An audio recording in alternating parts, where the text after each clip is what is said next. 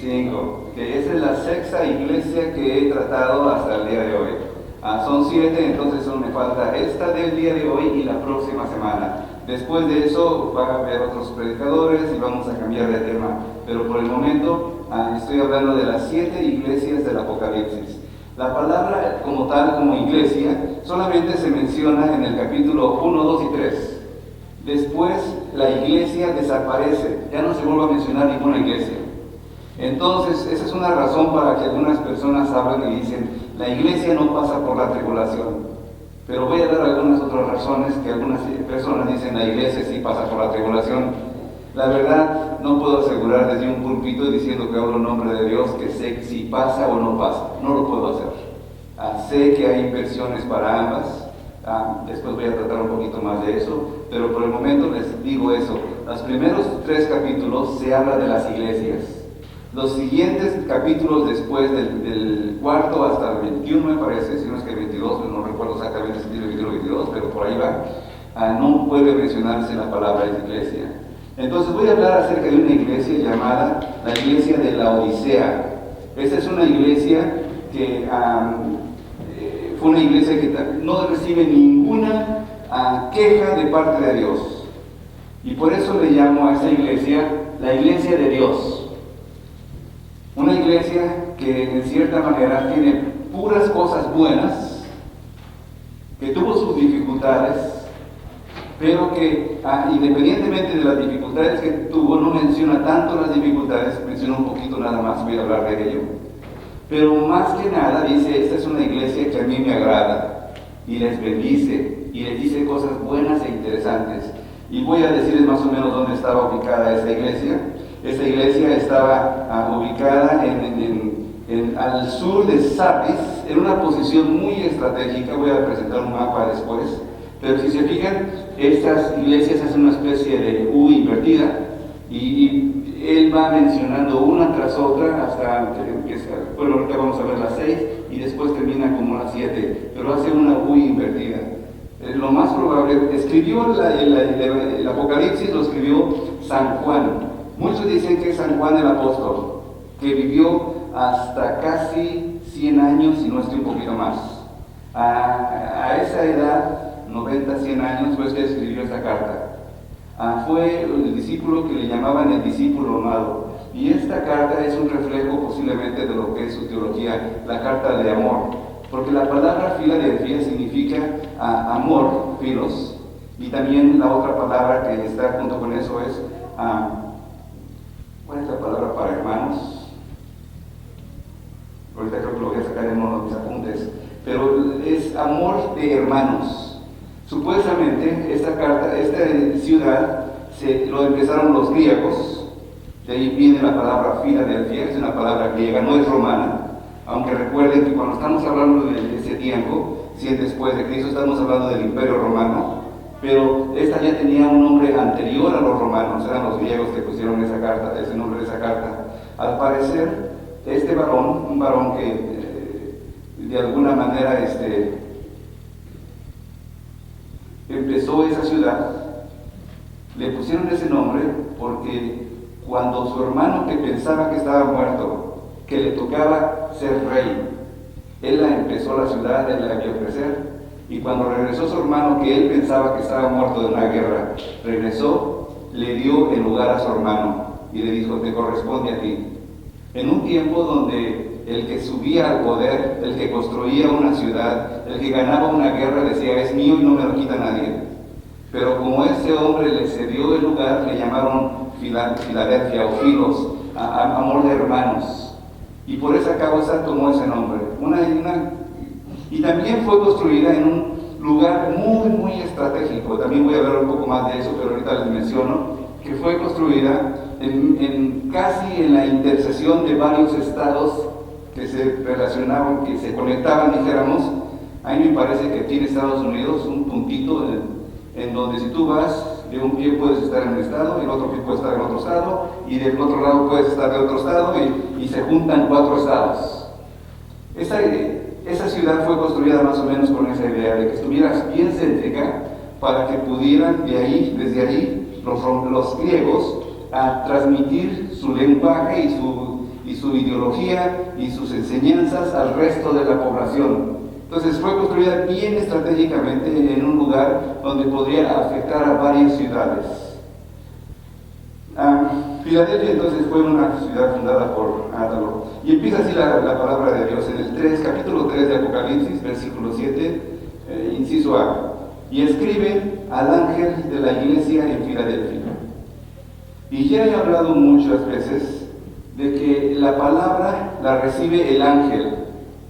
Pero entiéndase que el ángel no significa un hombre con alitas y con una coronita y que anda con arpa tocando arriba, sino que dice, esta carta la escribe al ángel, que significa el mensajero, el que predica, el que enseña. Y cuando ese ángel recibe la palabra de parte de Dios, porque no fue Juan el que estaba escribiendo eso, fue Juan el que lo escribió, pero de parte de Dios, el ángel la recibe, el pastor la recibe y tiene que comunicarla a la iglesia. ¿Cómo la iglesia se puede alimentar? En base a las enseñanzas de la palabra que le da el pastor. Yo sé que puede haber muchos maestros en YouTube que son excelentes maestros. Sé que puede haber maestros en algunas otras iglesias. En la televisión salen buenísimos, excelentes maestros. Pero la persona que Dios pone delante de ti para enseñarte es alguien que debería estar recibiendo la palabra de Dios para transmitírtela a ti. Y es la manera que la iglesia se debe alimentar, a través de las enseñanzas del pastor de cada iglesia. Entonces, este hombre, ángel, no es una persona que se llamaba ángel, no es un angelito con alitas, es el representante de la iglesia de Filadelfia. Cada iglesia tenía su propio representante, así como en nuestros días cada iglesia tiene su propio pastor. Y se presenta a Jesús de esta manera: el santo, el verdadero, el que tiene la llave de David, el que abre y nadie cierra, y cierra y nadie abre. Dice esto. Jesús se presenta delante de toda la gente como el santo. Y la única vez que la Biblia habla de santos es hablando acerca de Dios mismo, del Padre. El Padre es santo. Y toda la gente sabía que Dios es santo. Y cuando alguien se ponía en la posición de santo, decía: no, tú no puedes ser santo porque solamente hay uno santo, es Dios. Y Jesús decía: yo soy Dios. Cuando Él dice el santo, Él mismo, así mismo se llama el santo, no está refiriendo solamente a uno de los muchos santos, no está refiriéndose a alguien nada más que se le ocurrió ser santo, sino está refiriéndose: de parte de Dios te digo esto. Cuando tú vayas al cielo, yo sé que he puesto algunas imágenes aquí que teológicamente están incorrectas. Digo que están incorrectas porque presentan a un hombre sentado en un trono y a Jesús sentado a un lado del hombre que está en el trono. Un hombre viejo normalmente y a Jesús a un lado. Si llegamos al cielo, no vamos a ver a tres tronos. No vamos a ver a tres personas o dos personas. Vamos a ver a un solo trono y una sola persona sentada en el trono. Es Jesucristo. Jesucristo hombre. Jesucristo Dios. Jesucristo que de alguna manera es parte de la expresión física de lo que es Dios. Dios el Padre. Creemos que Dios es en tres personas: Padre, Hijo y Espíritu Santo, pero que se presenta ante nosotros físicamente en la forma de un hombre que es Jesucristo. Jesucristo es Dios. Él se llama el Santo. Se llama también el verdadero. Cuando dice que Él es el verdadero, quiere decir que muchas imitaciones hay de Él. Donde quiera que tú vayas, puedes encontrar una imitación de Dios. A la iglesia que tú vayas, puede haber ahí una imitación de Dios. Algunas veces lo tienen en una estatua, otras veces lo tienen en libros, diciendo: esto es lo que Dios dice, pero no la Biblia, sino un montón de libros que quién sabe de dónde serán. Otras veces ponen a un hombre que escogen entre ellos y dicen: tú eres casi Dios, y lo ponen como en los altares para casi adorarlo. Pero el único que es realmente verdadero, el único que dice: yo soy el original, todos los demás son copias, es Jesucristo. Jesucristo es el único que dice: yo soy el verdadero. No tienes que escuchar a nadie más, yo soy el verdadero. Y Él mismo dijo: yo soy el camino y la verdad y la vida. Yo soy la verdad, yo soy el verdadero, yo soy el original. Vamos a ver que lo que Él hace, sobre todo en esta iglesia, lo que Él hace a esta iglesia, lo que Él promete a esta iglesia, hay un imitador bien grande que también lo hace al resto del mundo. Voy a presentar esa posición ahorita en un momento más, de que lo que hace Jesús, lo que promete Jesús, Satanás también lo promete al mundo y lo llega a hacer, pero como una imitación de la verdad. Sigue diciendo él: yo soy el que tiene la llave de David, que abre y nadie cierra, y cierra y nadie abre. Y cuando habla de que cierra y nadie abre, sí, es verdad, en aquel tiempo, refiriéndose al tiempo de David, me parece que en el libro de Ezequiel hay unas palabras que de un hombre que tenía una llave, y cuando él metía la llave y abría los tesoros, podía entrar, meter tesoros o sacar tesoros, y cuando él cerraba, nadie más podía cerrar. Eso se refiere a Jesús, y se refiere también a que él es el único del linaje de David. Linaje quiere decir que David era su antepasado. Los judíos esperaban que un judío de la descendencia de David llegara a reinarles y quitarles la opresión de Roma. Esperaban ese judío, pero ese judío fue Jesucristo, hijo de María, que era descendiente de David, hijo de José, que por otro lado también era descendiente de David, y él era el hijo de David. Él es el que tiene la llave de David. Entonces, cuando él abre, nadie puede cerrar, y cuando él cierra, nadie puede abrir. Le dice eso a la iglesia: yo conozco tus obras. Entonces él sabía lo que la iglesia de Filadelfia estaba haciendo. Mira, he puesto delante de ti una puerta abierta que nadie puede cerrar, porque tienes un poco de poder, has guardado mi palabra y no has negado mi nombre. ¿Qué necesita hacer una iglesia para ser llamada una iglesia de Dios?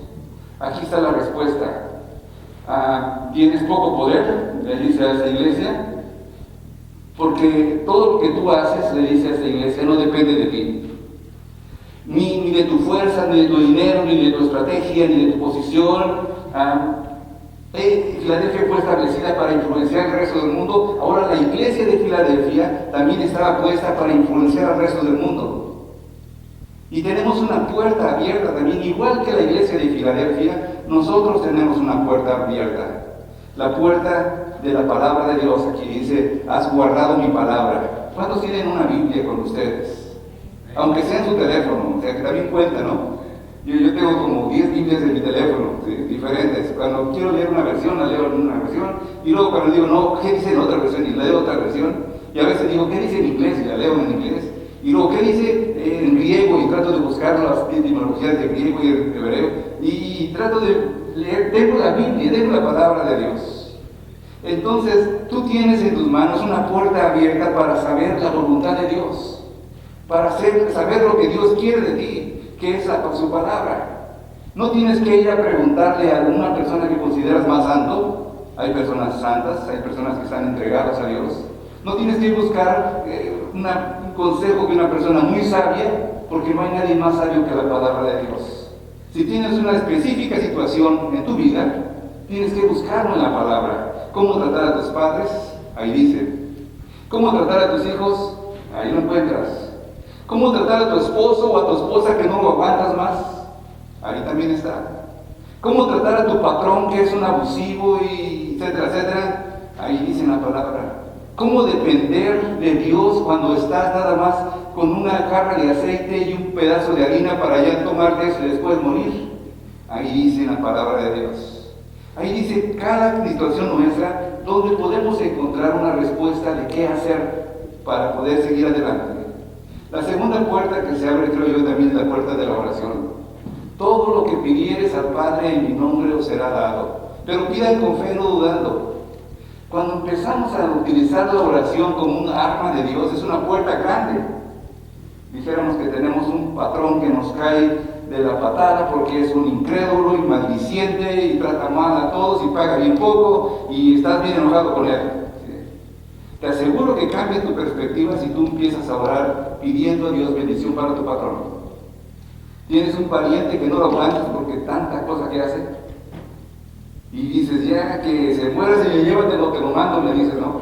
Y empieza a cambiar tu situación cuando tú empiezas a orar por ese pariente tuyo. Empieza a cambiar tu situación cuando ya tienes problemas con tu esposa y ya no sabes qué hacer y empiezas a orar por ella. y las cosas cambian. Tienes un hijo rebelde, no sabes qué hacer tampoco, empiezas a orar por ese hijo rebelde y tu perspectiva también cambia, te vuelves más humano y empieza a fluir la sabiduría de Dios. La oración tiene poder. Y es una cosa que me gustaría que la iglesia nuestra también practicara. Esta puerta abierta de la oración. Esa puerta de confiar en Dios, que cuando tú le pides al Señor algo, el Señor lo puede hacer. Y no se logra solamente con una pequeña oración pequeña, así de Señor, te mando eso, Señor, ayúdame, amén. ¿Sí? Sino que tienes que esperar la respuesta de Dios. Tienes que tocar varias veces, a veces en el timbre. ¿Sí? Recuerdo cuando era niño, era travieso, venía de la primaria, saliendo de la escuela, había algunas casas en mi camino con timbres, y de puro no tenía nada que hacer, tocaba el timbre y me echaba a correr. ¿Sí? Obviamente salía alguien a la mejor y ¿quién fue? No se asomaba, pues no fue nadie, no veía a nadie. ¿Sí? A veces somos así también cuando oramos. Señor, ayúdame en eso, Señor. ¿Y dónde está el que me pidió eso? ¿Dónde está la persistencia? ¿Dónde está la constancia en la oración? ¿Dónde está el que algo nos duela y empezar a clamar por esta necesidad que tenemos de una manera continua? Obviamente hay otras puertas, la puerta del servicio. Esa puerta es un poquito más difícil porque te obliga a quitar parte de tu tiempo, que tú consideras que es tu tiempo, y empezar a usarlo para servir a Dios. Pero ¿cómo se sirve a Dios? La mejor manera de servir a Dios es sirviendo a otros. Si alguien quiere preguntarme, ¿cómo sirvo a Dios, hermano? Que yo quiero servir a Dios, sirve a otros, y ahí está la respuesta de cómo servir a Dios.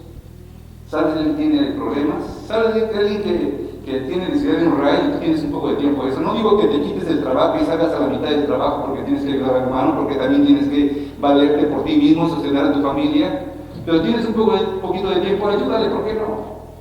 Y de esa manera, sirviendo a otros, sirves a Dios. Dice en la Biblia, ¿cómo puedes amar a Dios que no ves si no amas a tu prójimo que sí ves? Entonces, ¿cómo servir a Dios? Sirve a otros. Y sirve lo que otros también hacen. Cuando pido, por ejemplo, que limpien aquí, es un servicio. Dices, pero yo no voy a servir a la banca, ¿sí? ¿Qué es la banca? ¿Necesita de mi servicio? No, pero cuando tú estás limpiando, estás sirviendo a otros que van a sentarse ahí después y vas a procurar de que ese lugar no tenga riesgo de que hubiera algún contagio de algo. Entonces, es una manera de poder servir a Dios a servir a otros. Y la última que tengo aquí es la puerta del evangelismo. El evangelismo es posiblemente lo que se refería a este lugar. Era una pequeña iglesia y no tenía mucha fuerza esa iglesia, pero predicaba por todos lados donde iba. Esa iglesia, con el amor que tenía, con el amor fraternal que tenía, con el amarse unos a otros, logró lo que ninguna de las otras iglesias pudo lograr. La mayoría de las iglesias quedaron cerradas. Después de un tiempo, puras ruinas. Se los he presentado algunas fotografías de ellas. La iglesia de Filadelfia, mínimo, los mayores de los historiadores han de acuerdo, que hasta el año 1300 todavía había un remanente de la iglesia original que había empezado en aquel tiempo y había continuado hasta ese tiempo. Y hasta nuestros días hay una iglesia ahí, cristiana, que predica la palabra. No es cristiana como bautista o pentecostal, para nada. Es una iglesia diferente, pero cristiana. El testimonio de Dios sigue estando ahí. Por ahí tengo el nombre después, quizás lo voy a decir. Pero vean esto. En esta fotografía que tengo, eso es lo que les decía. La iglesia de Filadelfia está como por aquí, afectando diferentes municipios, diferentes reinos, ¿sí? Diferentes reinos. Tienes poco poder, o sea que no depende de ti. ¿Sí? Y después de eso, versículo más adelante. Por tanto, yo entregaré a aquellos de la sinagoga de Satanás que se dicen ser judíos y no lo son, sino que mienten. Yo haré que vengan y se postren a tus pies y sepan que yo te he amado. Como te dije, todas las iglesias tienen enemigos. Todas las iglesias tienen gente que trata de que el ministerio tuyo no pueda avanzar y no crezca. La iglesia de Filadelfia no fue la excepción. Ellos tenían unos enemigos llamados los judíos. Ellos eran judíos también, originalmente, que predicaron a gentiles, y muchos gentiles se convirtieron, pero cuando los judíos Vieron que había muchos gentiles que se estaban convirtiendo, les dio celos, les dio qué sé yo qué les dio, y empezaron a perseguir a la iglesia tratando de destruirlos, de acusarlos, de que los persiguieran y los mataran, siendo una sinagoga de Satanás. Hay dos posiciones radicales en cuanto a cómo tratar a los judíos. Una de las posiciones, la positiva, dice: los judíos son el pueblo de Dios, son bendición de Dios. Si tú bendices a un judío, tú bendices a Dios y Dios te va a bendecir a ti. Si bendices a la nación de Israel, Dios te va a bendecir a ti también. Y la otra, que tiene algunos versículos hasta por cierto, por ejemplo está en Tesalonicenses, déjenme ver qué dice. Jesús les decía a esos judíos: serpientes, generación de víboras, ¿cómo se pueden escapar de la condenación del infierno?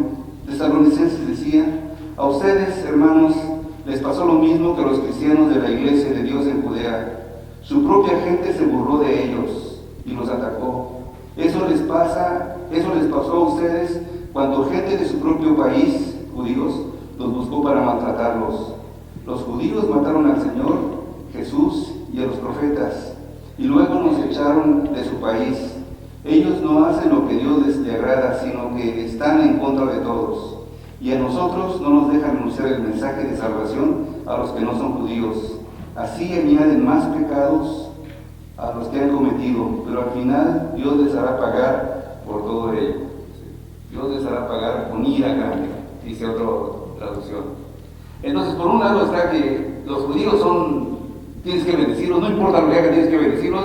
Y por otro lado está versículos como de Tesalonicenses: los judíos han sido malos porque desde su historia se han negado, han matado a los profetas, han sido renuentes con Dios, eso dice el Antiguo Testamento, y además no nos dejan ni predicar la palabra.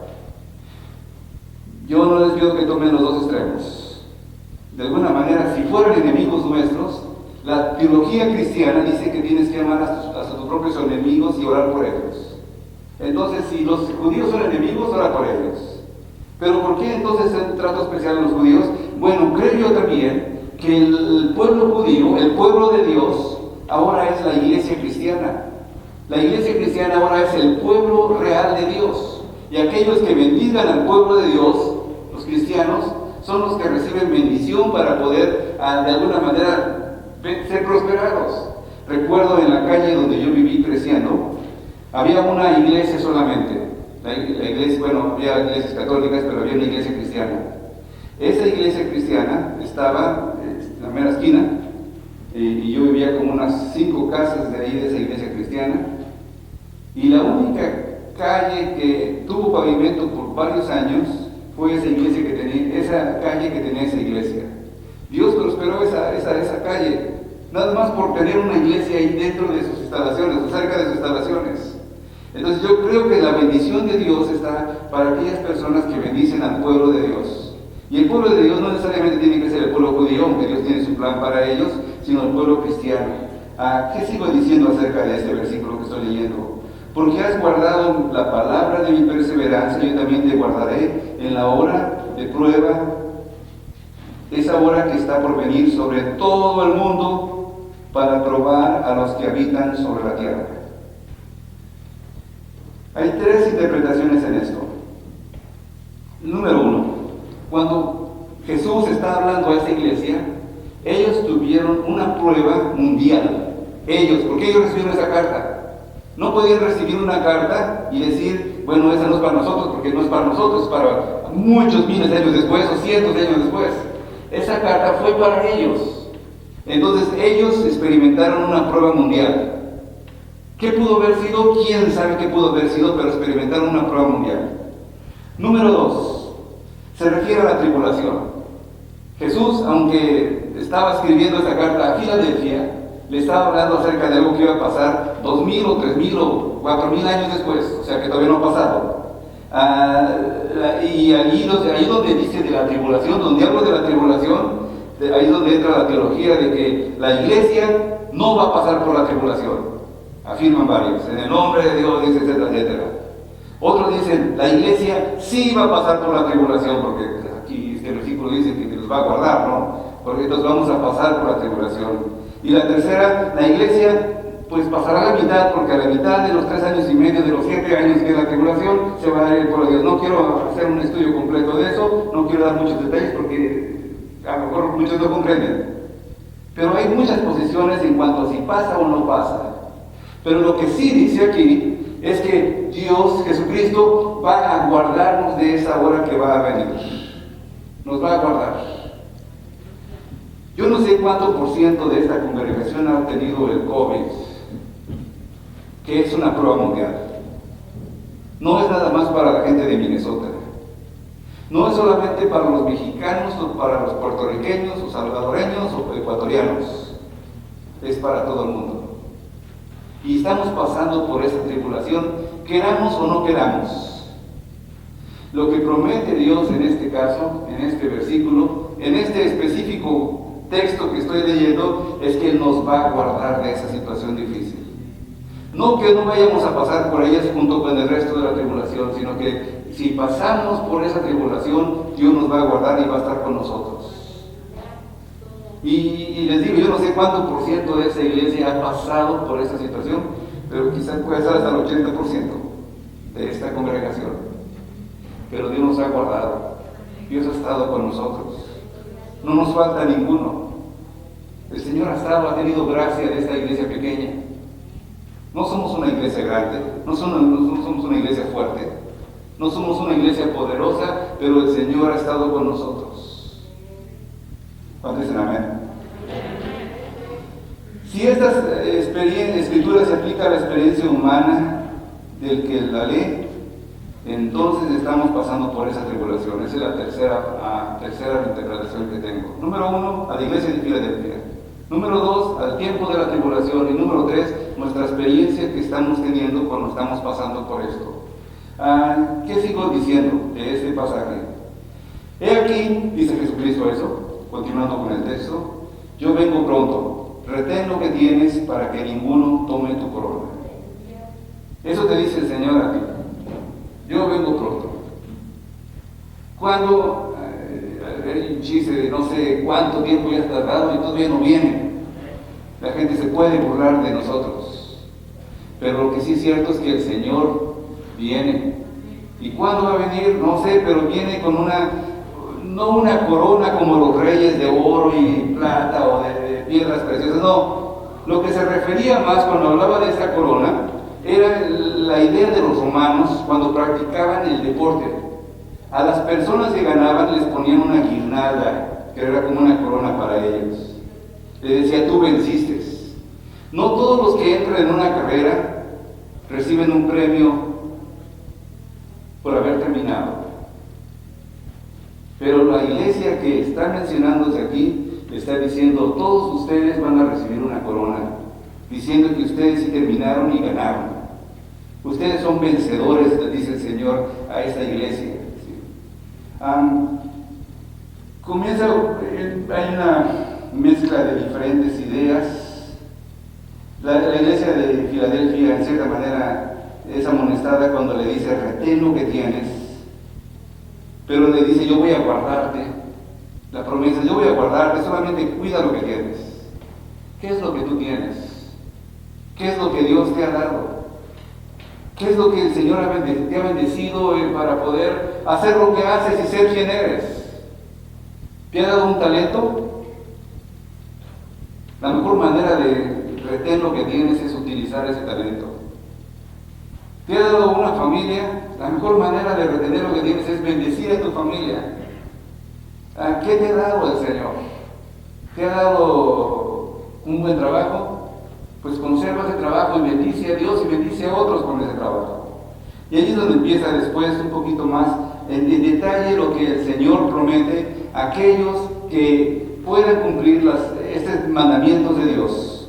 Les dice al vencedor, capítulo 3, versículo 12, le haré una columna en el templo de mi Dios y nunca más saldrá de allí. Escribiré sobre él mi nombre, el nombre de mi Dios, y el nombre de la ciudad de mi Dios, la Nueva Jerusalén, que ésta desciende del cielo de mi Dios, y mi nombre nuevo. 4 cosas me parece que encuentro aquí. Les voy a hacer columna. Si alguno puede llegar a ir a algún lugar de estos lugares, en esos lugares tiemblan mucho. ¿Cuántos saben que esta semana parece que tembló en Turquía y Grecia? ¿Sí saben eso? Ok, Turquía y Grecia es donde está Filadelfia, específicamente Turquía. Pero esa ciudad fue destruida varias ocasiones. Y lo único que quedaba cuando había esos terremotos que temblaba la tierra, se caían las casas, lo único que quedaba firme, sin moverse, eran las columnas. Es más, vas a algunos templos antiguos del lugar de ahí de Grecia y Turquía, viejos, y lo único que encuentras son las columnas. Esas no las pueden mover, esas no las quitan de ahí. Y le está diciendo, aunque la tierra tiemble, aunque todo se esté decayendo delante de ustedes, cuando alguien está en el camino de Dios, cuando alguien está sirviendo a Dios, es una columna que no se va a mover de ahí, no voy a sacarle, va a permanecer y va a estar siempre firme. Eso es lo que promete Dios. Hacerte una columna en el templo de Dios, que no te van a sacar de ahí, ni con grúa. No te van a poder mover de ahí. Dios te promete una estabilidad, una promesa de que no te van a quitar de ahí. Nunca más saldré de ahí. Escribiré en él el nombre de mi Dios. Aquí un poco se refiere también al Padre, al Espíritu Santo, el Nuevo Jerusalén, el sello de Dios. Tú sabes que la iglesia, que tú, que yo, si es que creo en Jesucristo, somos sellados por Dios. ¿Sí sabías eso? ¿Sabes cómo se llama ese sello? El sello del Espíritu Santo. Es invisible, no lo podemos ver. Sí lo podemos observar por medio de los frutos, porque el árbol se conoce por sus frutos. Pero no lo podemos ver así tangible de que, déjame ver, aquí me pongo un 777 porque ha de ser ese número. No, nada de eso, es invisible. El Espíritu Santo sella a las personas que creen en Jesucristo. Cuando alguien cree en Jesucristo, Dios le pone un sello a esa persona y no lo va a arrebatar nadie de las manos de Dios. Entonces, hablar del templo de Dios, hablar de la Nueva Jerusalén, es decir, yo tengo ese sello y voy a estar en ese lugar. Es mi entrada cuando yo llegue ahí. Y la cuarta cosa que tengo aquí es el nombre de mi Dios. El nombre nuevo de mi Dios. Conocemos varios nombres de Dios. Jehová. Jehová significa el que se sustenta por sí mismo, el que es por lo que es, el ser. Si fuera un buen español diría, yo soy quien soy y no me parezco a nadie. Ese es el nombre de Jehová. Él es quien es y no se parece a nadie. Nombres que hemos utilizado también, Jesús significa Salvador. El Salvador. La palabra Jesús significa literalmente eso. Llamarás a su nombre Jesús porque Él salvará el mundo de sus pecados. Tiene otro nombre, Emmanuel, que significa Dios con nosotros. Varios nombres. Cristo, el Cristo. El Cristo significa el ungido en español. El Mesías le llaman también. El Mesías es una palabra, me parece que es hebrea. Cristo es griego. Ungido es en español, ¿sí? Anointed es en inglés, por si alguien habla inglés, también dice anointed. Él es el que es separado de Dios para hacer su voluntad. Pero son solamente títulos, son descripciones. Vamos a llegar al cielo y no sé cómo va a ser esto, pero vamos a conocer un nombre nuevo de Dios que va a estar, que vamos a saber cuál es ese nombre. La Biblia no dice cuál es ese nombre. Pero Dios se va a revelar a sí mismo con un nombre que va a continuar para siempre después de eso. Ahorita le llamamos Jehová, Yahweh, El Shaddai. Todos son descripciones. El Todopoderoso, el Jehová Rafa, Jehová Sanador. Todos son descripciones. Vamos a llegar al cielo y vamos a conocer un nombre nuevo. Y allí entra también una cosa interesante. El contraste con el enemigo de nuestras almas, Satanás. Yo les dije que la iglesia va a ser marcada por el Espíritu Santo y en ese tiempo va a ser marcada por Dios. Pero Satanás, lo que Dios hace invisiblemente, Satanás lo imita, es la imitación, y lo trata de hacer visiblemente. Y Satanás va a marcar a la gente con algo visible. Mientras para Dios es invisible, para Satanás lo hace visible. La marca de la bestia, Apocalipsis capítulo 13. Es un sello que está ahí y que va a poner a la gente. Dios sella para la bendición, Satanás para la destrucción. Dios para separarnos del mundo, Satanás para envolvernos en el mundo. La marca de la bestia una vez más va a ser visible. Y algunos entienden, dice 666. Algunos piensan, en esa imagen hay varias cosas atrás de esas imágenes. Está el número, está también una línea de barras, está el Social Security, está también aquí otra palabra que ya se me olvidó que era lo que decía, pero hay varios símbolos. Uno dice, el símbolo 666 es esto, otros es esto, otro credit card, y de todo tipo de cosas dicen. Yo no sé exactamente, pero lo que sí sé es que va a ser visible. Satanás va a querer marcar a la gente, así como Dios está marcando a los suyos hasta nuestros días. El que tiene oído, oiga lo que el Espíritu dice a la iglesia. La iglesia entonces continuó adelante. La iglesia no se acabó. La iglesia sigue, la iglesia de Filadelfia. La iglesia tiene la bendición de Dios.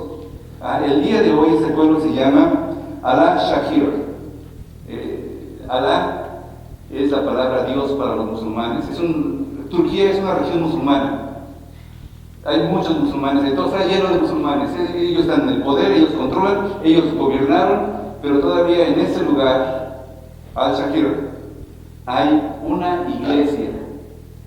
Y a esa iglesia le llaman, puede ser el nombre traducido como la ciudad de Dios. Por un puñado de hermanitos que estaban hace 2000 años, que se llamaba Filadelfia, que predicaron la palabra, que se mantuvieron firmes, que se amaban unos a otros, y que el amor los hizo permanecer por miles de años hasta el día de hoy. Oye, qué bendición que esa iglesia pudiera tener ese amor, que pudiera vernos como hermanos, que pudiéramos sentir que el Espíritu Santo nos ha sellado, no para cada quien pelear sus propias batallas, sino para pelear las batallas como uno solo, unidos en el Señor, bendiciéndonos unos a otros. Tú ves a otro hermano y dices, a mí que me interesa su vida. Pero cuando empiezas a sentir el amor de Dios, dices, ¿cómo puedo ayudar a este hermano? ¿Cómo puedo ayudar a esta hermana? ¿Cómo puedo bendecirle? ¿Cómo puedo caminar en su camino? ¿Y cómo puedo limpiar su camino enfrente para que siga caminando mejor? Oye, qué bendición sería una iglesia así, ¿verdad? De que pudiéramos caminar en el camino de Dios. El Señor nos llama y nos invita a seguir esos caminos. La última slide que tengo, el grupo de alabanzas quiere pasar adelante. Para los discípulos de Cristo es importante saber que prevaleceremos sobre los falsos, las falsas religiones y los religiosos que rechazaron a Jesucristo. Prevaleceremos en la angustia si guardamos su palabra, porque sabemos que la palabra, que lo que estamos pasando solamente es una prueba. Nada nos separará del amor de Dios, y para seguir siendo fieles. Sin embargo, aferrémonos, versículo 11, debemos ser más fieles, cuidar lo que tenemos para que nadie tome nuestra corona. Y va a haber promesas múltiples, estar cerca de Dios en comunión íntima, ser columnas de Dios que nunca van a salir de su templo, un nuevo nombre, 3 sellos, 3 apellidos, Dios, Jesús glorificado y exaltado, lo más grande, y en la mitad la Nueva Jerusalén, que es la comunidad de fe. Estamos en una comunidad de fe y que el Señor nos ayude a entender qué significa eso y podemos seguir adelante. Si alguien todavía no ha tomado una decisión por seguir a Cristo, si alguien todavía no ha sido marcado con el sello del Espíritu Santo, si alguien todavía no ha decidido amar a su semejante como a sí mismo, yo le invito para que hoy sea su día. Y si alguien terminando este servicio, este sermón, quiere hablar conmigo, con mucho gusto, estaremos orando juntos y pidiendo que Dios bendiga tus caminos. Vamos a orar. En el nombre de Jesús. Señor, qué hermoso es seguir tus caminos y tu palabra, escuchar tu palabra. Pido, Padre, para que tú estés con nosotros hoy. Ayúdanos a hacer tu voluntad.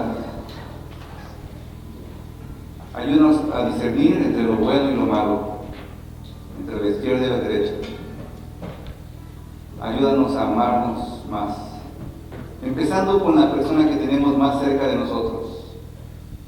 Para unos es su esposo o su esposa, para otros son compañeros del camino, se encontraban en el camino y pues ahí están caminando juntos.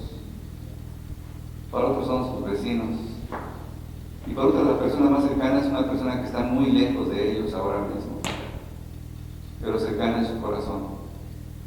Te pido, Padre, que podamos servirnos unos a otros. Ayúdanos a amarnos como tú nos amaste.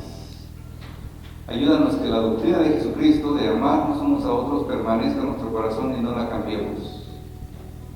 Ayúdanos para recibir el sello de tu Espíritu Santo en nuestro corazón y en nuestras frentes, en nuestra alma, y que la gente pueda ver de que somos sellados por ti. Estamos en tus manos en el nombre de Cristo Jesús. Amén y amén.